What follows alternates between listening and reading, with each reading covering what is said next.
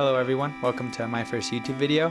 Today I'm going to be reviewing the Ricoh R1, which is a 35mm point and shoot. I'm going to be going over the pros, the cons, and then the quirks of the camera.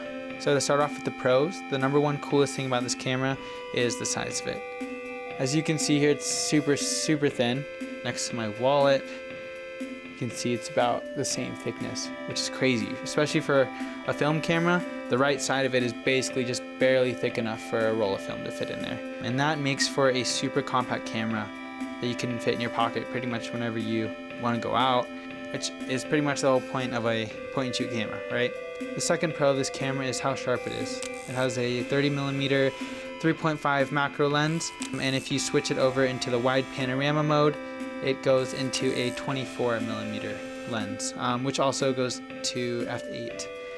Which is a really cool feature to have two focal lengths on here. For the most part, before I had the Ricoh, I was shooting on this, which is a Nikon AW-AD, which is just a Nikon L35AF in a waterproof body. This camera is super sharp, and maybe I'll do a review on it later, but you can see next to the Ricoh just how thin the Ricoh is. And how absurd it is that it's so small and so sharp. Yeah, so those are the two pros I could think of. It's small and it's super sharp, and that's really all you need in a point and shoot. There are two main cons that I could think of. The number one con that I see, and the number one con that you'll run into if you're looking to buy one of these or you're researching them, is that the LCD screen at the top goes out on them. It's super common for that to happen. The LCD screen in the top will show you how many shots you have left and what mode you're in.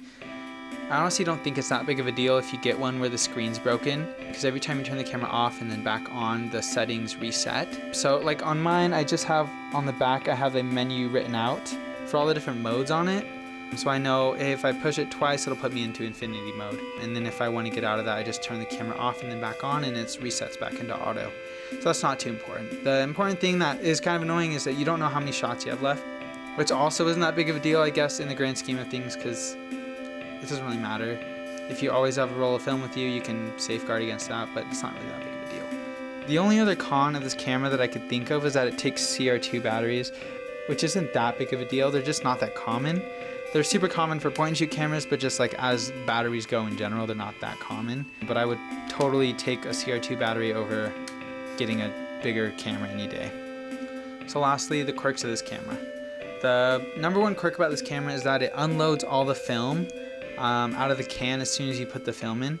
So basically you put your new film in and it unspools the whole thing onto the left side of the camera, and then as you take pictures, it rolls itself back into the can. So basically works backwards to what most film cameras do. And this can be seen as good and bad. It can be seen as good because if you open the back, the pictures you've already taken are going to be spooled up into the can and they won't be messed up from the light. But it can also kind of be seen as bad because if you open it mid-roll, all of the rest of the film that hasn't been exposed yet is going to be exposed to light and could be ruined, so like more of your film would get ruined. And then the other quirk is the different panoramic modes. It's not going to be like an X-Pan where you get more resolution when you go into panoramic mode. This panoramic mode just chops the top and the bottom off your frame, which can give a cool look. Everyone says you can do it in post. I never really end up doing it in post if I want to, so the panoramic mode kind of forces you into a different perspective per se. And so it has three different modes. It has normal mode, it has panoramic mode, and it has wide panoramic mode. The wide panoramic mode is the mode that goes into the 24mm. It'll also go to f8. So that's pretty cool that you get both those focal lengths on your camera and that you can just switch to whenever you need to. And yeah, that's about it for the weird quirks of the camera. So if you were to ask me if I would recommend the Ricoh R1, I would say if it's in your price range, which is about $100 to $200 depending on if the screen works or not, I would say definitely go for it.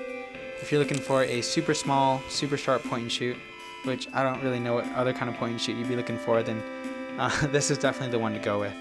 Another point and shoot that is around the same price would be the Nikon L35AF or the Nikon AW-AD, which I might do a review on later. But for now, that's my review on the Ricoh R1. Get your hands on one, they're super awesome, and I'll see you later.